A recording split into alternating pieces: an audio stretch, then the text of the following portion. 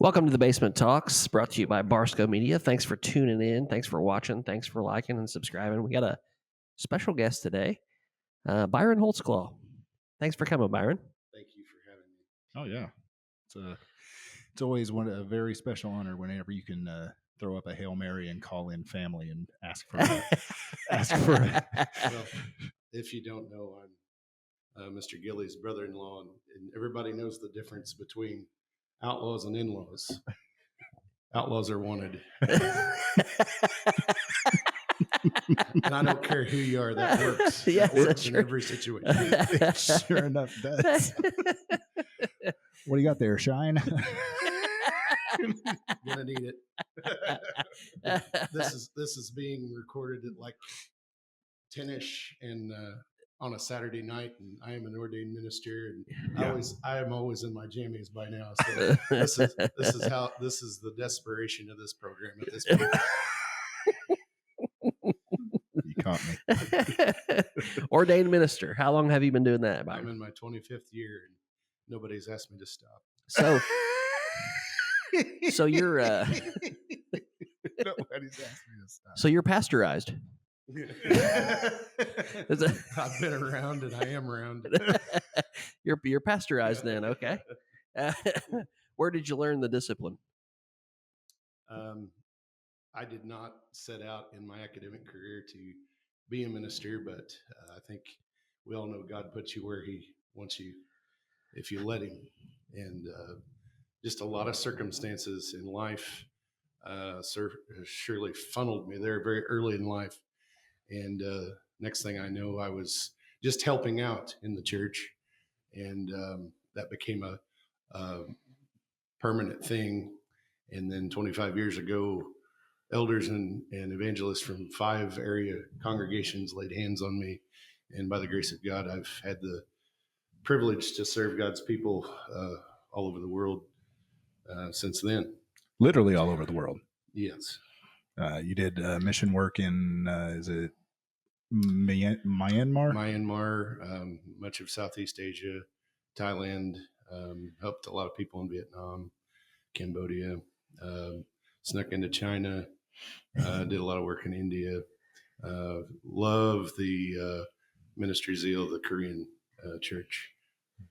Gotcha. Now, Myanmar, that was what they call that was a Seinfeld episode. What they call it before? And he's quite mad, from what I've heard. That's where Peterman went. They call it Burma, and Burma. There you go. What a lot of people don't realize is that's like saying a curse word to those people. Really? The British Empire named it Burma, and it wasn't a nice word. No. So let's ask this question: the people of Burma were called Burmese. Yeah. So what would they prefer? Myanmarese? Well, anything but that. Okay. All right. I've there's many Burmese people in Washington still to this day.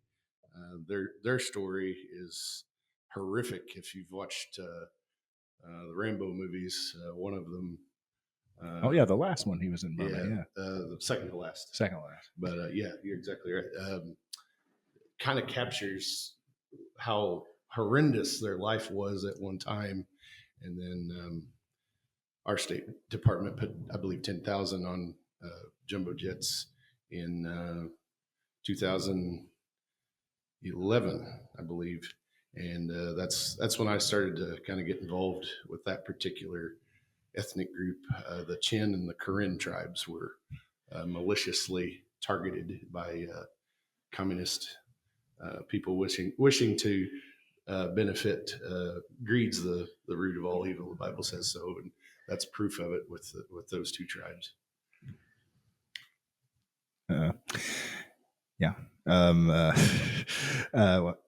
You've also, besides your ministry, recently you have started the business called The Big Green Thumb, where you grow and sell produce.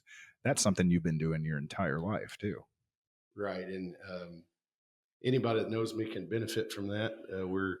We're about passing that blessing on to people. So many of us are blessed with skills. I was born into a agriculture family. Mm-hmm. My family's been doing agriculture since they came over on the boat in 1713, and so 1730. yeah, and so we grow things. Yep. I like to eat, so growing and all that is just a life skill. But something in me changed during COVID. I believe it was in the fall of 2020. I went to the JC here in town that I love to go to, and no potatoes. And something in me just kind of felt vulnerable at that moment. And I'm like, you know what? I know how to do this. Why am I depending on other people Sure. to feed my family? And so the hobby, because I like these vegetables in the season, that turned into you know what, I need to share this with my neighbors and my friends. And so the last, I don't know, 4 or 5 years, started showing up at people's porches and just, if I would find people that wanted it. I wouldn't hide zucchinis in people's pickup. You're like a Southern Indiana Santa Claus. You'll see a shadow on the door, and then you walk, and like, did I see someone out there? And you go out there, and there's a big basket of produce. Byron's been here. But not everybody cooks, and I get that. I know that. But the people that want to, sure, I would share produce. And so what happened is, when people work together, it's a beautiful thing. And our economic development here in Daviess County and the city of Washington and the state of Indiana, we all collaborated to bring the commons downtown. And that's just a wonderful project. And so this farmers market was birthed last spring. We started way too early. We started in May, but one of the most beautiful things happened. It was the earliest that I would ever raise potatoes, and they were ready for that first farmers market. And we had, the weather cooperated. We had produce from last Memorial Day all the way through September. And on Saturday mornings this coming year, we're going to start a little later because I'm realistic with the weather. But they've actually asked me to manage the farmers market this year, and I'm very honored to do that. We have fantastic vendors down there. It's not just Big Green Thumb, but I'm your organic vegetable guy and fruit. This is not a gotcha question. Okay. Where's your grow operation? Coming from a variety of undisclosed locations, officer. Do not judge me because I have access to growing lights. Hydroponics, man. This time of year, we get busy with the seed and try to sprout. And there's actually a window of some sunny, warm weather that will actually throw some stuff outside. Then we'll bring it back in, and it's kind of funny to watch the fat guy bringing the seeds in and out of the house, the sprouts in and out of the house. But Lord willing, we're going to start this year just a little bit later. We're going to start the first weekend in June. But my goodness, the variety. If you have not been to the farmers market at the Commons downtown Main Street, we're talking about. Everybody knows where they give the KFC drawing. We're right there. We're in that neighborhood, and we have 24 vendors already excited about the coming year. Can I just give a little plug for all those guys? This is your show. I mean, we are working together.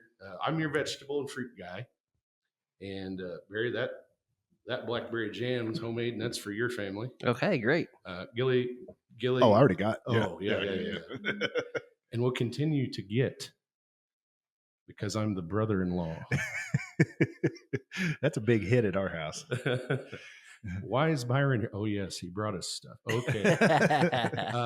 But we have a variety of vendors, and we have handcrafted items by Vintage Life, the Stevens Family Farm, is a goat farm, and they process their goat milk into soap that is healthy for the body.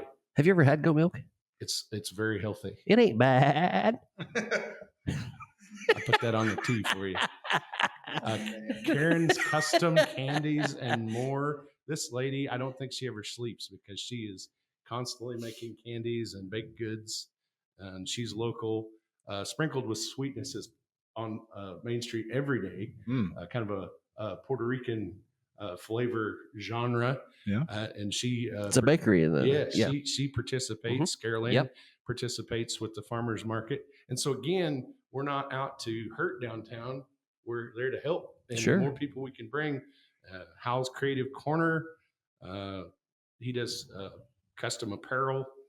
Tracy Lynn's Candies. You can't have too much candy. Never. Green Fins. She does aquaponic lettuce 52 weeks out of the year. So this time of year when you can't get fresh stuff, she's got it. And she participates regularly with the farmers market. From the Reyes family with love, all kinds of crocheted items.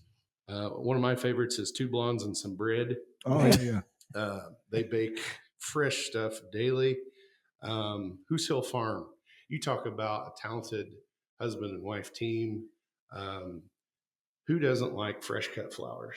And guys, if you're like me, you're always in the doghouse. When you show up with the fresh cut flowers, I like to do the preemptive. I like to put the jar down on the dining room table, and it's the "What did you do?" All Family Farms, Mike Wagler, custom cut beef. Oh, okay. What I like to say about the farmers market in downtown Washington. Come eat lunch. We have food trucks. You can get Jose's Burrito. You can get Rockin' and Rollin' Dogs. You can have lunch. You can shop. And you can find everything you need for that nice dinner that night or Sunday, the next day, or whenever. And H&H homemade bread, doggone good treats. I mean, don't forget about bring the pups. Sure. Bring the pups. Oh, okay. Love your honey. You can't have a farmer's market without fresh honey. We have local. It's supposed honey. to be good for the allergies in the local honey. Absolutely. That's what they say. It's everything we've got down there is natural, homegrown, homemade. I'll say this about our bakers. Have you ever noticed a lot of the stuff we buy today? Don't get me started on ingredients, but here's the difference. The stuff that you'll buy at the local farmer's market will mold, it will perish. It will not be something you set in a cupboard, forget about a year later. Because it doesn't have any preservatives. Looks exactly the same. That's what we need to stop putting in our bodies. Yes. Yeah. Hey, and RFK is supposed to be doing that for us, isn't he? We need to pray for him. Yeah. Is that you're talking about a salmon swimming upstream? Yeah. His confirmation hearings, he's in a room with everybody in there, and he's called this out that they're on the payroll of all these corporations. Yeah. I mean, how do you think that's going to go? Yeah. Somebody was telling me that, like for instance, like a Subway sandwich. Let's just go with that. In Great Britain is so much different than here because they don't allow a lot of the preservatives, and they don't allow the sugar.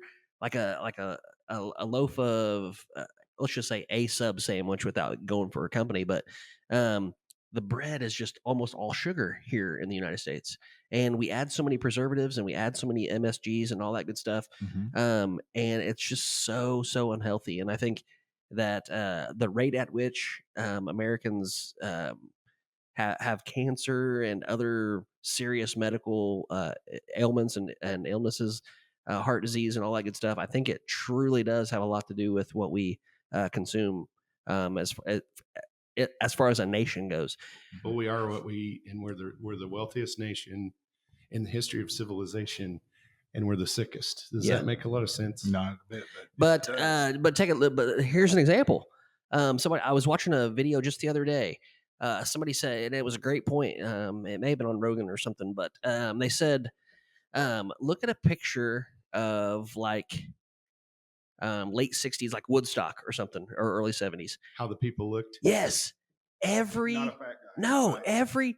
every person had their until- every person had their shirt off Mhm. at the concert, and you could see everybody's ribs. Everybody looked like that through the 1980s. And- Still looked like that. And what happened? Air conditioning. No, what was put in the food? Right. You can document what was put in the food. Yeah. Drastically changed. It's a very interesting topic. It's a very interesting topic. You know, and I'm not here to tear anybody down. That's not what this is about. But back to COVID, I was seeing how vulnerable we were in supply of food, and then the rest of it is the other side of that coin is the quality of the food. What do we want our children eating? Yeah. And we all have a responsibility in that. And you know, I cannot feed the world, but I can feed somebody. Yeah.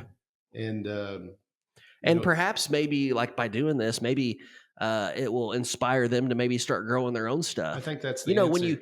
when you taste homegrown stuff, or you taste fresh items, It knocks it out. it may, even if you what do they say? Give a person a fish, you feed them for a day. You teach a person to fish, you feed them for the rest of their life, or whatever. Right. And so maybe that's the point of this is you give them a taste of these fresh vegetables and fruits and stuff like that, and then maybe it inspires them to want to do it themselves. I mean, that's the hope anyway. I mean, am I wrong? And we have a responsibility. You know, all of us have our individual skills that we've learned from, you know, our fathers and grandfathers, our mothers and our grandmothers. We have a responsibility to pass that on to the next generation. And maybe, you know, right now I've got a 16-year-old at home that, you know, doesn't want to hear about it. But on spring break, he will be planting potatoes. Chuck wagon? Oh, yeah. Okay. He's a dandy of a potato planter. Nice. Dandy. especially when Liberty's out there barking up the orders. It is like a machine, you know. I don't need equipment. I've got teenagers. But I'll tell you a skill I learned from my dad. If you underpack when you go trucking, turn your underwear inside out. It'll last you 3 more days. I didn't know that was limited to truckers. If I can take it back local, a little more local, I was one of those people belly aching when they built the commons. I was like, what are they doing this for? This is a waste of money. We don't need this. And then I went to the farmer's market. And it's a beautiful area. It sure the Commons is. is a beautiful area. It really is. I hate to keep harping on COVID, but we learned so much through that time. And one of the things that I learned as a minister, as a citizen, as a neighbor, is how much we need community. And the hidden gem in the farmer's market is the fellowship. We get to see each other down there. Yeah. You know, you're happy to see the police down there. You're happy to see the firemen. You're happy to see everybody in the community. It's a place, it's a happy place. We have live music. We have good food that's hot and ready to eat. All kinds of vendors, entertainment. It's the place to be on a Saturday from 8 to 2. My favorite part is all the friendships that I've made this past season, and I look forward to many more, the rekindling of old friendships, and then making new friendships in the coming year. Awesome. So, next topic. You're a man of many talents. Oh, I wouldn't say that. I heard that you're an author. So 10 years ago, I wanted to try something, and that was, you know, publish something. I had published Sunday school lessons and articles, and, you know, written for the paper a little, and all these little things. And I thought, let's just throw it out there and see what happens. And so, Funny Funerals, 2015. You can get that on Amazon, Walmart. That's your book, Funny Funerals. Funny Funerals. Funny Funerals. So you must have had a lot of ghostwriters. Very good. The first thing I did, I went to my attorney and I said, "Am I going to get sued for this?" Yeah. He said something similar to you. He's like, "Well, not by the deceased." So I changed some names and did that out of respect. Now, people, I'm not out to hurt anybody, but certainly sometimes we tell stories and we don't want to hurt anybody, so we certainly don't want anybody knowing who that really was. Yeah. But I'm a humble person, and I don't care if I'm involved. You know, people are going to make judgment on that anyway. But Funny Funerals is just a collection of short stories of actual events that I have witnessed, obviously in ministry. You marry him and bury him. Marry him and bury You know, so the sequel to Funny Funerals would be Wild Weddings. Oh yeah. Anybody ever get married and keep the Marlboro in their mouth the whole time? Yeah, I take her to be my wife. No, I don't know if this was. I don't think this one made your book, but when mine and my sister's grandpa passed, we walked out of the church, and there was my Uncle Larry out there giving the hearse a jump.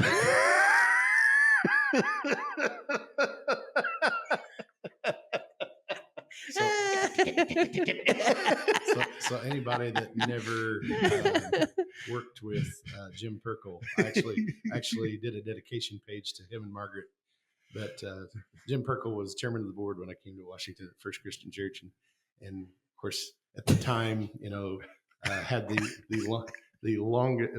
oldest ongoing business in Daviess County, Gill Service. I want to say, you know, early mid 1800s that it was established.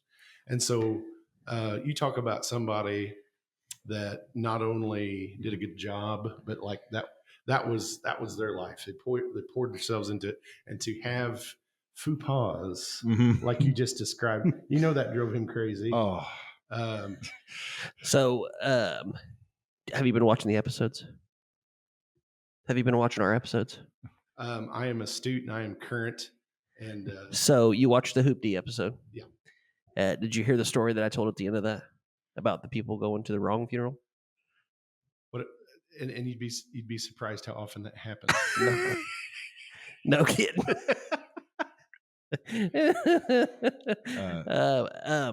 Now Scott and I were somewhat in the funeral business for a good long time. We were in the game. We were in the game. We worked at. We won't. We won't mention any names, but I remember we worked at a cemetery with a fall down drunk, and he was a funny guy. Yeah, and that's what I almost said when you talked about bringing flowers home.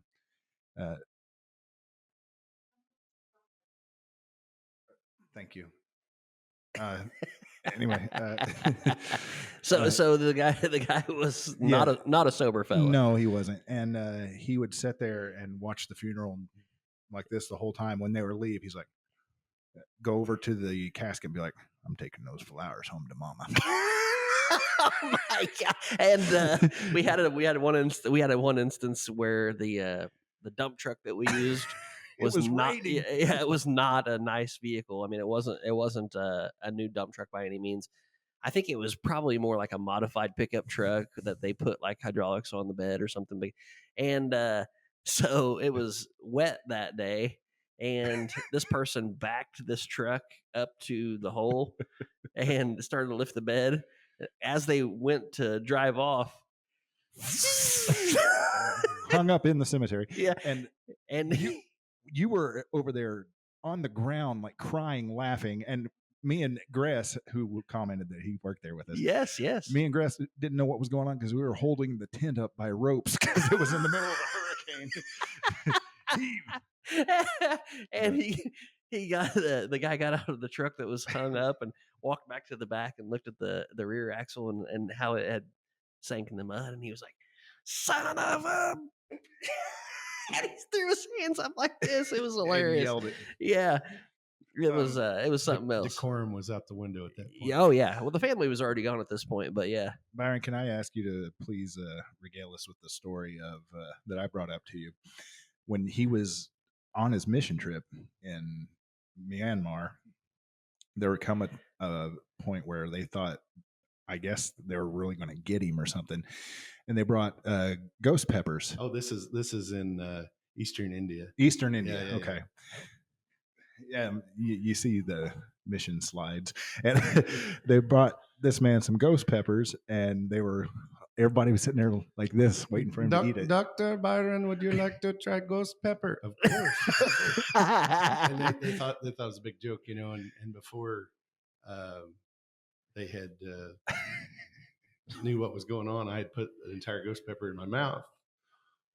Oh, They freaked. Come. 8 men were trying to give me the Heimlich, to get rid of the ghost pepper. No, they didn't realize I liked them. It didn't affect you one bit. Well, I liked them.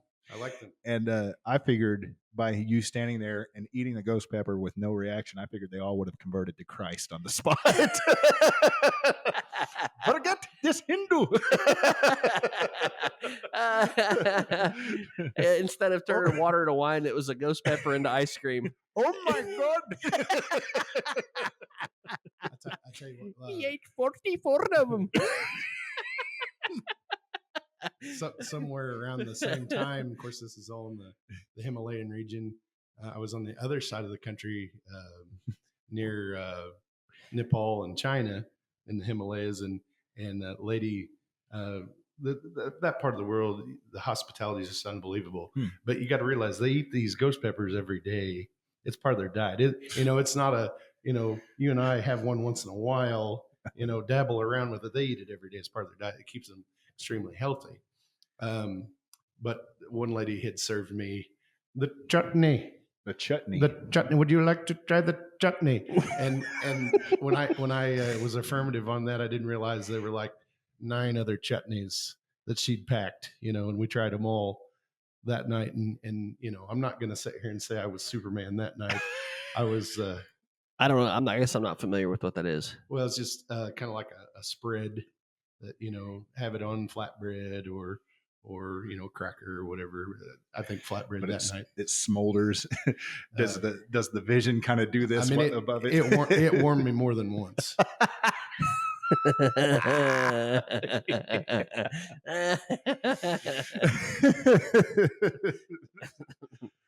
It was a 2-alarm fire. Huh?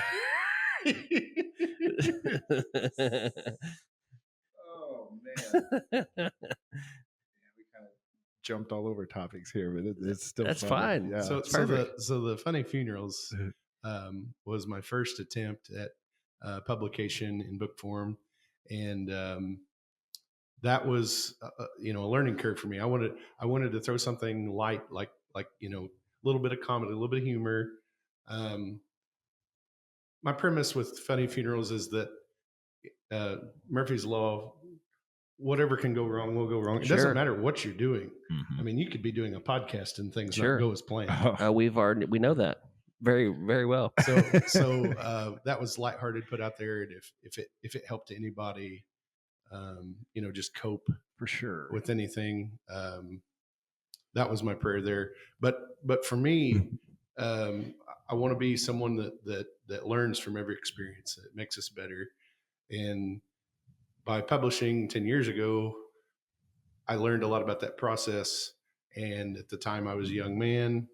And so in the meantime, I've worked on several projects. Yep. And in the coming years, I hope to benefit people, maybe some more humor, but I'm a Bible teacher, and I want to help people understand absolutely God's word, and not that I'm this all-knowing person, but I am a student of the Word of God, and I work at it. I study every day, and I've had the privilege of having a lot of good teachers in my life, and I'm so humbled. As I sit here today, I said 5 churches ordained me.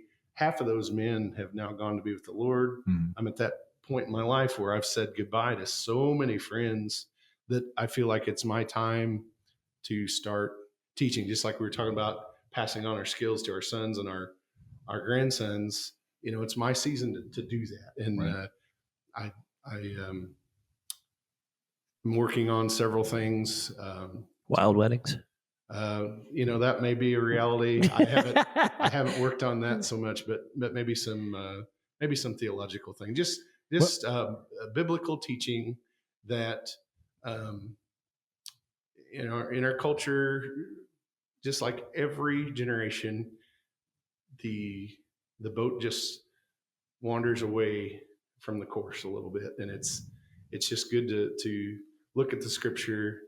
If you look at all the information we fill our minds with, how much time, how much energy are we giving to listening to what God said to all of us? I think it's a not near enough. It's a transformative thing to hear God's word, to read God's word, to listen, to understand. And again, I'm not self-promoting or anything like that. It's just I've had the blessing of sitting under many great teachers, thinkers, and they had some things worked out and thought through. Right. And now it's time to share some of those things as we study together. Well, I'll promote for you. You do have a very exceptional at being able to relate the material to the individual. I remember when I come back from Iraq, it was one night. I don't know if you remember this or not, but you and I sat up and talked the Bible until 4:35 in the morning. It was just a long conversation. What you didn't know is I never did make it through the sermon. We weren't even done yet. I didn't get the lunch. So break. you left early. What It's a piece of work. It's a watch What a night piece of service. But yeah, I remember that conversation forever. I think we were discussing. Did you ever study under Billy Graham? Or Tammy Faye Baker or anybody like that? Tammy Faye. You bring up Billy Graham, and I find myself, he went to be with the Lord years ago, and I still find myself enjoying hearing him explain things. I'll be the first to tell you I don't agree with him on some very, very essential things, but as far as being the man of God he was, being the example he was, we need more men. I mean, I cried when he passed away because there was a passing of the torch there. He was the guy that said, I will tell everyone, every creature about Jesus Christ. And, we really don't have at this moment anybody. Now, we've got some great teachers, we've got some great evangelists, but we don't have that guy. We have Joel Osteen. Joel Osteen, yeah. Joel Osteen. I have to ask you about that. I want to know your opinion. If you don't want to get into it, I understand. What's your opinion on the wealth doctrine and how if you're saved, you're going to be rich? And I mean, it's kind of what he, So there was a man named Adam and a woman named Eve, and the serpent came in the garden and lied to them too. Yeah. Well, I I think I'm certainly in no position to comment on this, but I will anyways. That's kind of the basis of this show. I think it really depends on how you define rich. Exactly. As we say here, gentlemen, we are very rich men. Yes. And I think there's $1 in that money clip. Yeah. But we are very rich men. Sure.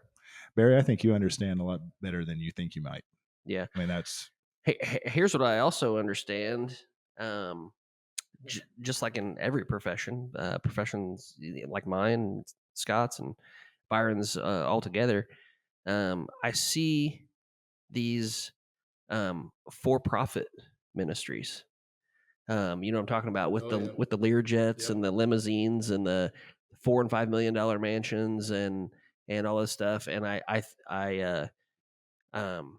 think that kind of behavior is what turns some people off to religion, and I hate to see it. And I just wanted to get your thoughts on the for-profit. When you come to ministry. First Christian Church, and we invite you, I teach class at 9:30, variety of topics. At 10:30, we have worship. Everybody's invited. Seasonally, we have evening sessions. But if you come to First Christian Church, on the back table is at every Sunday is a financial statement declaring where every penny of what you give, where it goes, who it goes to. Awesome. And Barry, just to be very candid about for-profit ministry, that's not a doctrine of the Bible. Number two, churches like mine have tax exempt status because we are non-for-profit. Yes. So what's interesting about, and I'm not going to name any names, you brought up some names, you up some names there, and everybody knows who these folks are. What's interesting is some of those folks do not report their earnings.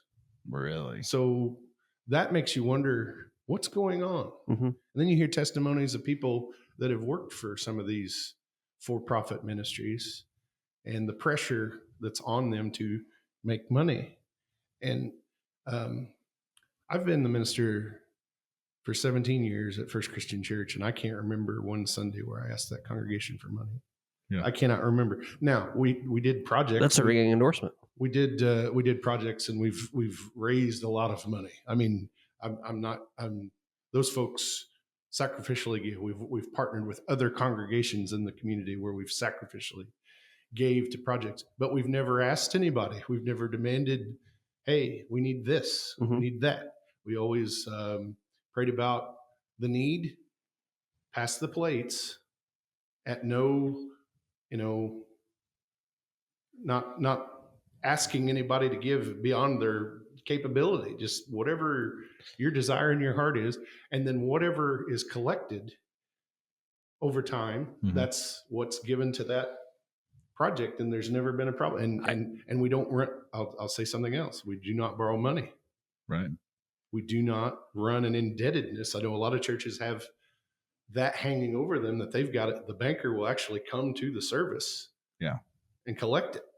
And that's a trend that I find a little. Another thing that I've heard of that's somewhat off-putting to me is some of these big super churches or whatever. I've heard tell of, and I don't know if this is true. Maybe I might be talking out of turn here, but a mandatory tithe percentage, like based on how much you earn or how much your family earns. So that would be an entire another podcast if I was to break down the biblical doctrine of tithing, because the modern church has just ran away with that. Yeah. And I've got some real objections biblically.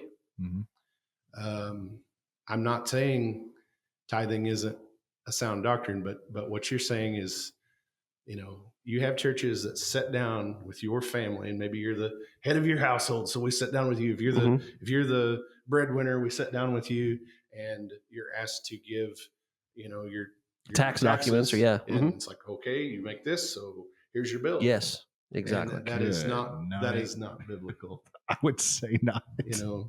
Jesus shamed the Pharisees who went to the temple.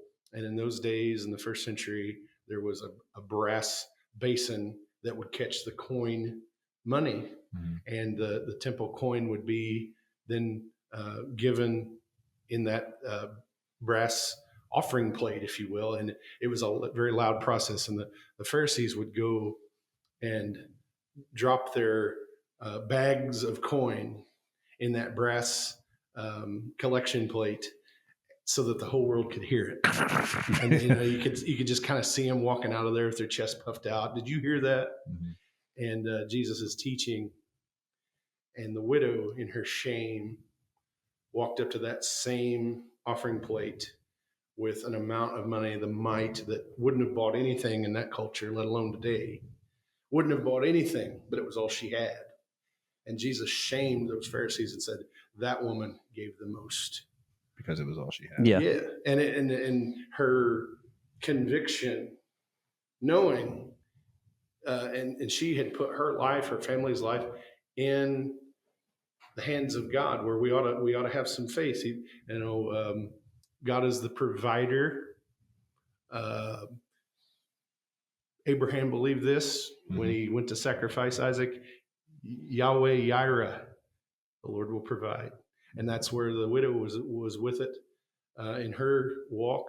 And the giving thing, when we understand where it all comes from, how silly that we give to God when he's already given us everything. Right. He doesn't need it, Barry. Yeah. He doesn't need it. However, he gives us the opportunity to participate. He gives us the dignity. Hey, we have some skin in the game. God's given me everything. I'm going to share. I'm going to trust him on this. And that's not a losing game. So That totally negates the George Carlin bit. God's the creator of the universe. He made everything, but he needs your money. no, I don't. Whenever you were describing this big copper thing that catches the money, the only thing I can have in my mind is those things where you drop the coin in and it circles around that yellow It's a thing. It's show. like it's like the tornado coin thing. That's We the only all watched that, didn't we? Still watch that. You could put one of those in a church. Yeah. Oh, man. Hey, it might encourage the children to tithe or set them up on tithing. You know, they just they put the coin in there and watch it go down, and then there you go. Hey, I got a suggestion too. I think tithing would be a lot more. People would participate more if you get the things that they have over there at Mason's on the iPad, where you go swipe your card. I'd tithe all the time. I never carry cash. I'm afraid Like a of getting, square. yeah, I'm afraid of getting robbed when I'm out Oh trucking. my good. Oh, not here or out abroad. up in Chicago. Oh, Yeah, okay, abroad. So there you go. There's a suggestion. Get you a square and an iPad, and just pass the square and the iPad through the pews. You know, it's not quite as symbolic, but How embarrassing would it be if your card got declined?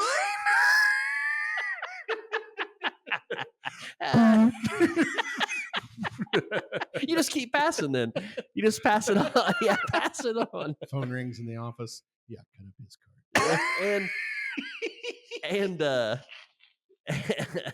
yeah. So and instead of passing the cash offering plate, you wouldn't have to worry about people going the opposite direction. Exactly. You know, The change maker.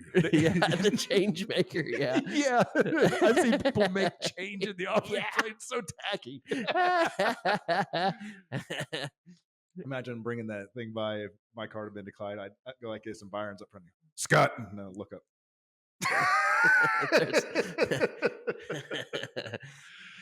Oh man. Well, we have gone on now for about 40 minutes. That's actually a record for us, but 42 minutes actually. Well, you did invite the preacher in here, and I have just warmed up. So. Oh, Yeah. hey, we've really enjoyed it, for sure. And would you like to plug anything else again? The farmers market. plug your church and the address. You mentioned the name, but give us the name and the address their and your service times. Yeah.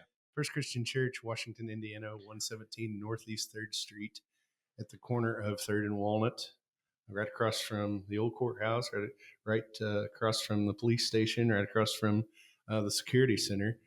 We have Bible class at 9:30, all ages. And then at 10:30, we have worship for all ages, programming for all ages. We do communion every Sunday. That's one of the doctrines of our church. So if you haven't had the Lord's Supper in a while and you're a Christian, you can come in, no questions asked, no judgment. And if the offering plate goes by you, I'm not looking. Right. And you started to mention, I think maybe, I don't know if you got cut off or not. Funny Funerals is available where? Anywhere you can buy a book, Amazon, Okay. Walmart, Barnes & Noble. It is overpriced, so there's a warning. And Big Green Thumb. Big Green Thumb and the farmers. Do you guys have any? We have a Facebook page. Okay, there you go. So it's Big Green Thumb, Green with an E, Green County. Mm-hmm. My roots. Oh, double E, GREENE. Yes. Okay. And the farmers market will start the first Saturday in June, and we're going to run mid-October. We'll take off around Independence Day. We'll have a few Saturdays there where we'll let other community events supersede us. But you can contact the Facebook page around the holidays. Scott, your sister's very competent in the kitchen. Oh yes. And if you ask, for a pie or bread or muffins or cookies or whatever it is, she'll make it for you. Percent pudding. It's a terrible thing. I love percent pudding. My mom makes percent pudding. Hard on percent pudding. Cool and on top. But hey, honestly, we probably would like to have you back on sometime just to discuss. That was a lot of fun. It really was. So I wouldn't turn down a venue to talk about the Lord's Word. And this was our first theological podcast. Yes, it was. Yeah. I enjoyed it. Comment. Like, comment, subscribe. Thank you guys for tuning in. We'll catch you next time. We're Thank outta you. here.